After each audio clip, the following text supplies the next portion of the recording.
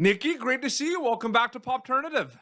Thanks for having me back. I'm so happy to be here. Season three of Ginny and Georgia has basically just been, so popular over the globe, and I find it interesting, right? Because season threes are kind of cool because from the character perspective, equal playing field for everyone for season one. You've never played young Georgia before. We've never seen you as young Georgia. Season two, we're getting kind of used to it and everything, but you're still probably learning about the character. What's season three like? Because I feel like that's kind of like an establishing season in a lot of ways. Yeah, season three was very much like, okay, we've done this before, we'll do it again. We got this.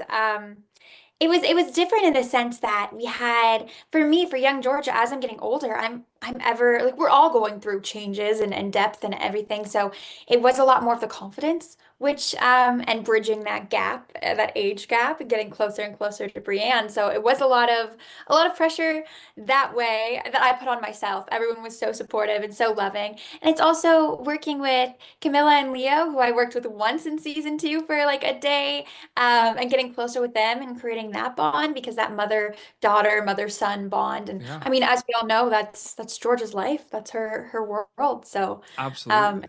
it was definitely it was a challenge in its own way. It was a beautiful challenge. Yeah. Does it sometimes feel like you're on like your own TV show because you're part of the flashbacks? Because the show obviously has a lot of Yeah. different kind of elements because there's the school stuff and there's the adults, but then like you bring in a whole other like three-headed monster with the flashbacks, right? Like I'm just curious about that. Yeah. I mean, it's so much fun, and we're usually second unit too. So we have kind of, it feels like our little flashback family, which is always, it is so funny to see the comments on people have when we reunite with the present day cast. How just bizarre it is seeing, Yeah. you know, remember the flashback, like, oh, you guys belong in this timeline. So it is kind of like its own little world, and it's always so funny, even running into the present day cast in hair and makeup or table reads and reconnecting it feels like the worlds are merging. So you're so right there. It feels so different in a great way. Yeah. There's going to be a lot of kind of scenes too that we see young Georgia, and it's like a 2-3 minute scene, then it goes back to the more present time. But I know that even though we see like 2-3 minutes, there's a chance that that scene might have taken you like the whole day or two to film. So like when Oh, those scenes absolutely. happen, do they feel like their own mini movie, mini project, or do they feel part of the overall project? I mean, they do because even having like the blood eyes come back every season. We have like a little glimpse of like Marty or Susan, and like even that, like it's like it feels full circle. It feels Yeah. like it is its own little world and own little movie, because that's something that who knows if they're going to bridge that gap even more. So a little bit sprinkled in here and there with the present, but predominantly in the past, which is always so fun. Yeah. Absolutely.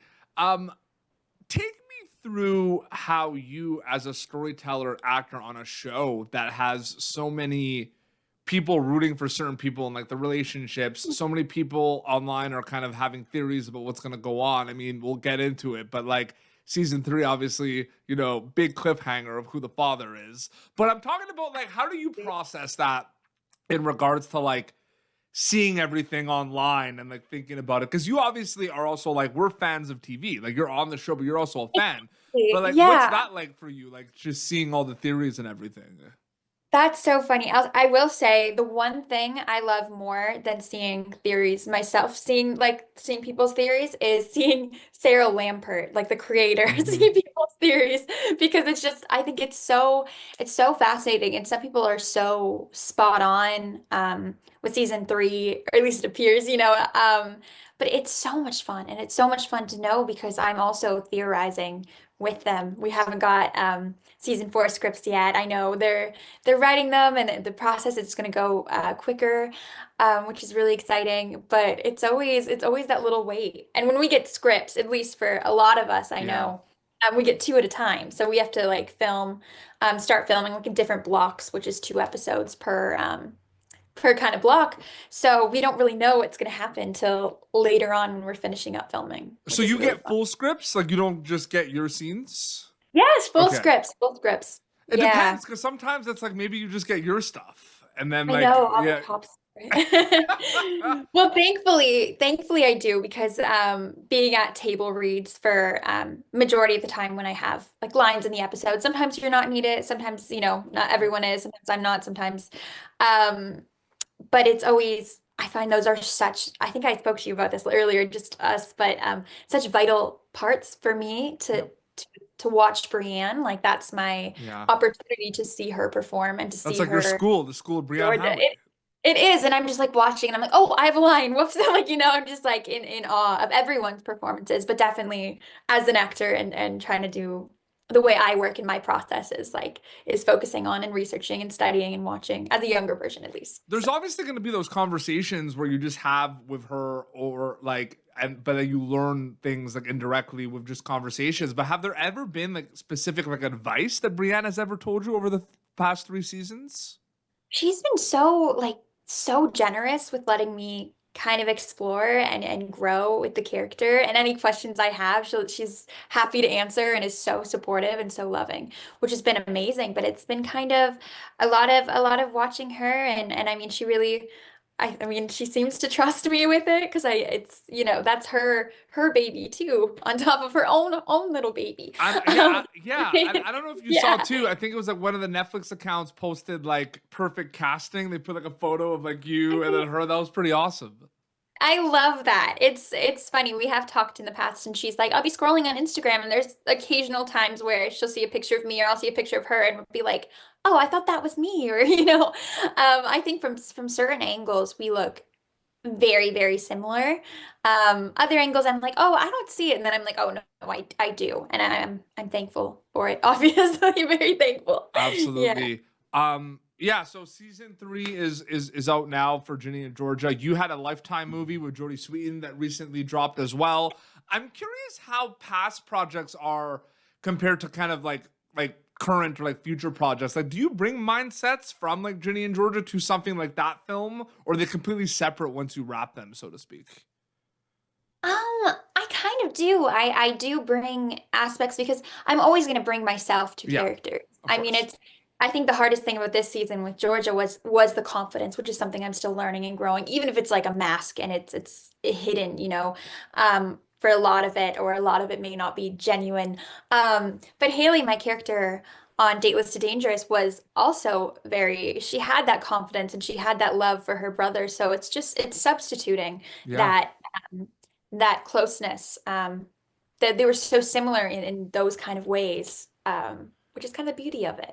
You Yeah. know, the self-reflection, soul-searching component of Ginny and Georgia with all the characters, I think, is a big thing. And I did have a chance to talk to Sarah Lampert. I did do an interview with her that's going to come out soon. I'm excited. It I'm was excited really to watch cool, but it it. was like, talking about like that self-reflection, like for you, and especially with like the young Georgia scenes, because that's kind of where it all started, right? Like we kind of see everything kind of, you know, come to come to play when she's kind of growing and figuring things out. And then we see how she is with Brienne's character. What's it like playing those like lost characters? Is it fun? Is it challenging? Because like from the viewer perspective, they don't know they're lost. So I find that really interesting. That's so true. They're all on a journey to finding their way. And I mean, we feel the most secure with what we know and our knowledge of life, our current knowledge of life, because that's all we have. Yeah. And even if we are lost and insecure or going through trauma and everything, I find the vulnerable characters are definitely something I prefer to play. Yeah. I find I can connect to it a lot more and being vulnerable in my life and I have good sense of awareness now that I am a little lost and I prefer to call it a wanderer. Mhm. I wander. And I mean I think a lot of us do and I think there's a beauty in that. So I find the security in playing those kind of characters and emotional as opposed to the confidence and hiding that and adding those little layers. Yeah, absolutely. And it's tough because it's like I always find it interesting because it's like so much work goes into a season of Ginny and Georgia and then it drops and then worldwide across all these time zones, people binge it and Yeah. in like a week and then they want to know who the father is. And then it's like can we just appreciate season 3 for a little bit? You know what I mean? Like, Yeah, let it kind of simmer. It's so funny with like all shows, but I'm like that too as a viewer. I'm not sure if you are too, but like yeah. as a viewer, I'm very much like watching different shows and projects, and I'm like, I really want more. And there's like this impatience, but that's like in a beautiful way because you Yeah. appreciate it and you appreciate art. But yeah, letting it simmer and let it settle and but I want to know who the father is too. In all honesty, I I really mean, do. there's a lot of people that want, Joe, played by our friend Ray Oblock, to be the father. We love Ray. Yeah. We love But Joe. like, We love I Ray. feel like there's a lot of theories, and spoke to Sarah Lampert about it, and obviously she knows who the father is.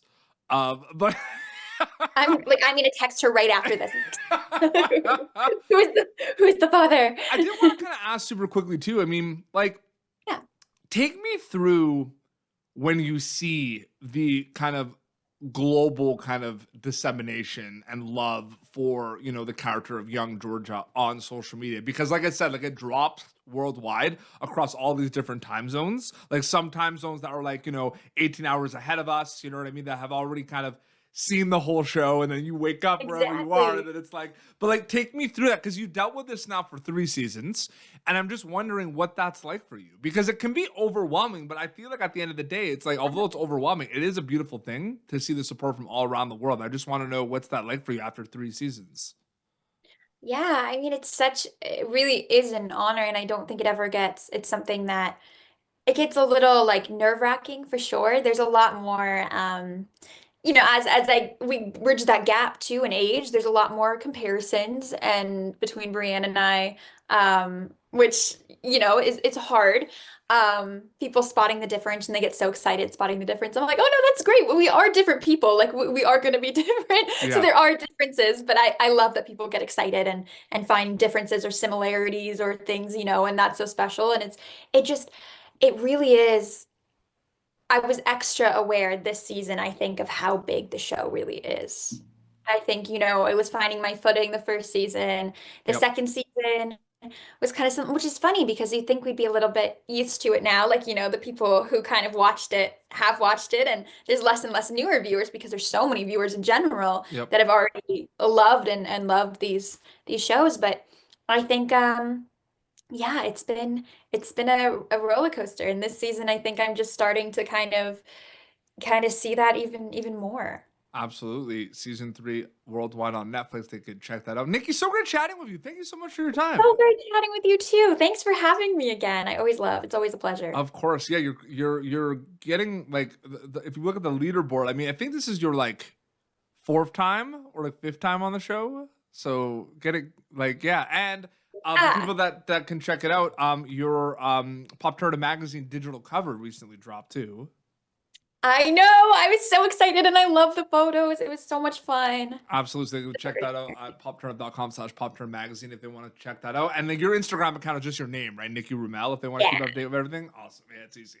Well, this has been Pop Turn. If you do.com/popturn for previous episodes. Until next time, this is Nikki Roumel, who plays young Georgia in Ginny and Georgia. Season 3 is now available worldwide on Netflix. Until next time, this is Nikki Roumel and Petey Beats signing off. Thank you for tuning in to Popturnative. Make sure to check out our past episodes of Popturnative on YouTube.